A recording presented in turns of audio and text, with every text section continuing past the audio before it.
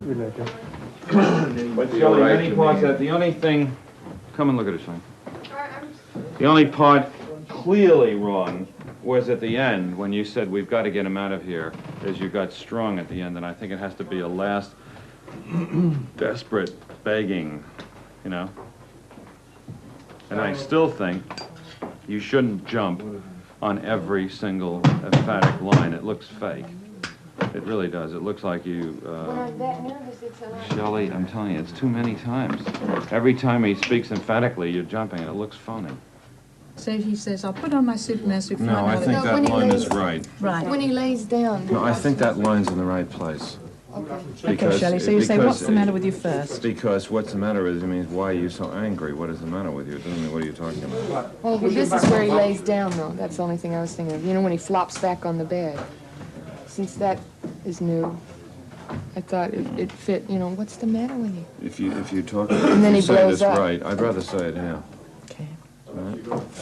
Well, I talked to her while she was in this country, and I asked her about a rumour then strongly going the rounds that the meticulous Stanley Kubrick had made her do 127 takes of one of her scenes.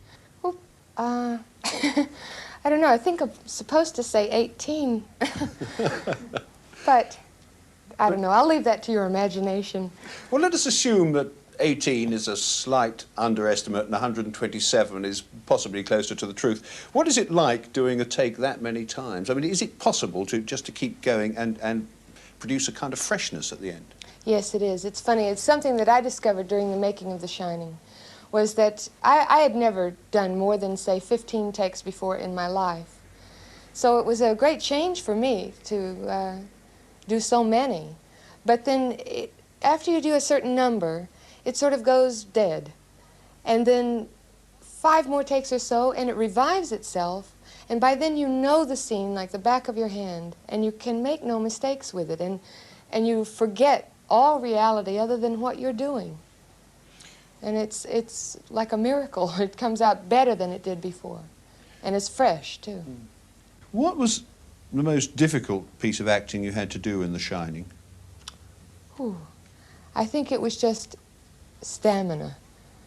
My stamina has increased so much since The Shining. I mean, you really have to be strong for an entire day, because the role required me to cry all day long, every day, and it was so difficult being hysterical for that length of time. So how do you look back on that film? I mean, are you pleased to have done it? I'm very pleased to have done it, because I've learned more on that picture and strengthened myself and broadened the scale that my emotions can reach, I think, more than any other picture I've ever done. And Stanley took the time to teach me